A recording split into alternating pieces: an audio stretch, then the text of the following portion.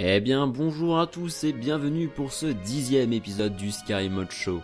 Vous avez été nombreux à me proposer divers modes et cela me fait vraiment plaisir de vous voir participer à cette émission. Je ne vais pas tous les présenter dans cet épisode, mais je n'en présenterai quelques-uns chaque semaine. Et nous commençons avec le mode The Dark Brotherhood Resurrection Part 1 créé par Jediborg. Ce mode vous permettra de continuer quelque temps votre aventure au sein de la confrérie noire. Si vous étiez déçu de ne plus pouvoir travailler en tant qu'assassin et d'avoir dû prendre votre retraite, alors vous allez sûrement être heureux d'apprendre que vous allez pouvoir de nouveau aiguiser votre coupe-gorge. En effet, ce mode rajoute un nombre d'éléments monstrueux. Ce n'est pas loin de 22 quêtes, 6 nouveaux contrats, 6 nouveaux modes de pouvoir, 3 nouvelles magies et 2 donjons uniques qui sont mis à votre disposition. De plus, vous pourrez faire appel à 2 nouveaux compagnons, plutôt uniques dans leur genre. Une des grandes forces de ce mode est que les personnages non joueurs ont été entièrement doublés en anglais. Cela renforce le réalisme du mode, mais aussi prouve que le modeur ne se moque pas de vous et vous propose un travail d'une extrême qualité. Les quêtes sont scénarisées et demandent à parcourir la région de Bord de Ciel pour les accomplir. Je ne veux pas vous spoiler les quêtes, mais sachez que j'ai pris un véritable plaisir à tester ce mode. Je pense donc que vous n'avez pas à hésiter et que vous devez absolument vous télécharger ce mode magnifique. Je vous ai filmé un contrat donné par l'un des nouveaux membres de la confrérie, nommé Stabby, où je devais tuer un capitaine. Je ne sais pas si c'est la quête qui a bugué, mais je me suis retrouvé téléporté sur un iceberg le temps de l'assassiner. C'était plutôt amusant. J'ai ensuite filmé une quête scénarisée par Averna où je devais récupérer un livre dans un donjon. Encore une fois, ce fut assez sympa à faire, sachant qu'après cela, la quête continue et vous propose d'autres choses.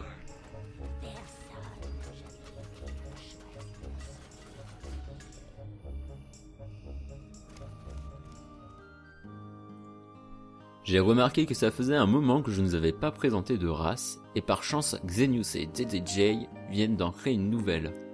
Pour rappel, ces deux modeurs avaient créé la race des Dryades, présentée lors du premier Scary Mode Show. Cette fois-ci, ils nous présentent une nouvelle race nommée Obscuri. Je trouve la race un peu moins impressionnante que les Dryades, mais le travail effectué est toujours d'aussi bonne qualité. Vous pourrez donc utiliser cette race dès le début de votre aventure, et la modeler comme bon vous semble, car oui, cela a beau être un mode, vous pouvez quand même personnaliser votre personnage comme vous le désirez. Cela me fait un peu penser aux méduses dans la mythologie grecque, surtout avec la coupe de cheveux que j'ai mis sur la mienne.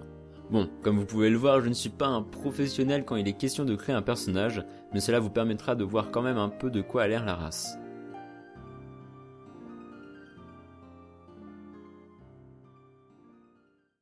Le troisième mode est réservé pour votre compagnon.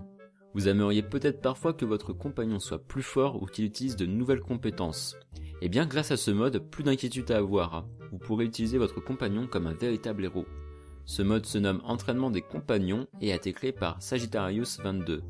Il vous suffit de parler à votre compagnon pour voir apparaître de nouveaux dialogues et alors entraîner ce dernier dans le domaine de votre choix. Petit inconvénient, cela vous coûte des points de compétence.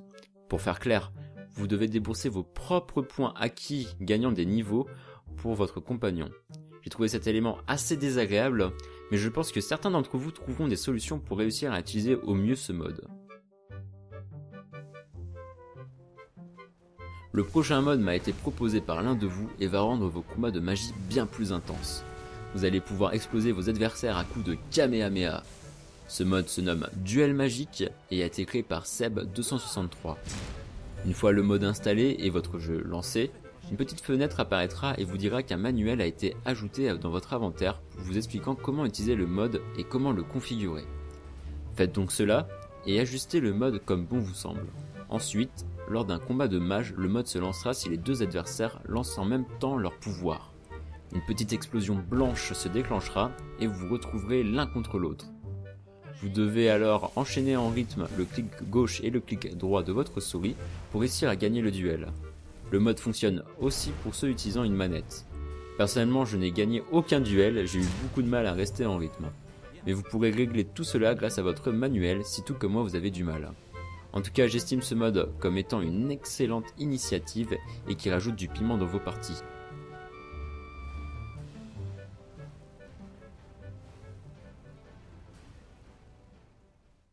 Nous allons à présent passer à la présentation de l'armure.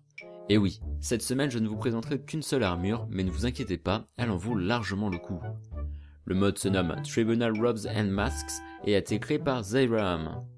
Je pense que cette armure est un petit clin d'œil au jeu Morrowind, où une des extensions du jeu se nommait Tribunal et où le style d'armure était très ressemblant. Si j'ai choisi cette armure, c'est que je la trouvais vraiment très jolie et très bien travaillée. Vous pouvez voir que l'armure est assez bien détaillée. Ce que j'aime, c'est le ressenti lorsqu'on regarde la robe. On a l'impression de pouvoir distinguer la matière utilisée pour créer la robe. Ce n'est pas juste un pauvre morceau de tissu, il y a vraiment un ressenti de la matière. Ce que j'ai apprécié avec cette armure, c'est que le modeur l'a décuplée en différentes couleurs, mais aussi dans tous les types d'armures. C'est-à-dire en armure lourde, en armure légère et en tissu. Donc tout le monde et toutes les classes peuvent utiliser cette magnifique armure. C'est un point fort pour une armure comme celle-ci qui a un design assez neutre et donc on peut imaginer sur toutes les classes. De plus, le modeur a créé des masques que vous pouvez voir sur moi, qui ne sont pas obligatoires bien évidemment. Donc une super armure que je vous recommande vivement. Et pour ce dernier mode, j'ai voulu m'amuser un peu et vous proposer un mode qui fait référence à un manga que j'aimais beaucoup il y a quelques années, Bleach. Ce mode se nomme Bleach Ichigo Vasto Lorde Transformation et vous permettra de vous transformer en la transformation finale du héros Ichigo. Le mode est très bien fait comme vous pouvez le voir. Vous utilisez un cri vous transformant et le rendu est assez incroyable. De plus, j'ai rajouté le katana de Ichigo que vous pourrez vous trouver facilement sur le site nexusmods.com. Petit élément que j'ai bien aimé aussi est le fait de pouvoir utiliser le pouvoir du manga qui se nomme Thero.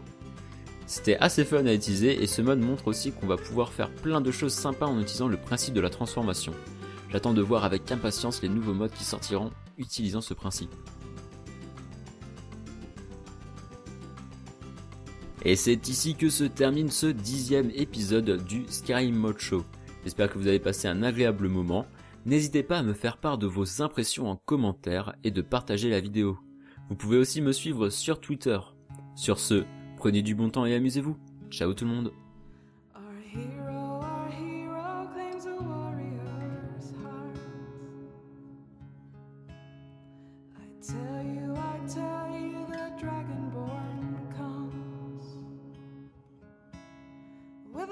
Wielding power of the ancient Lord Earth. Believe, believe the Dragonborn comes. It's an end to the evil of all Skyrim's foes. Beware, beware, the Dragonborn comes. For the darkness has passed and the legend yet grows.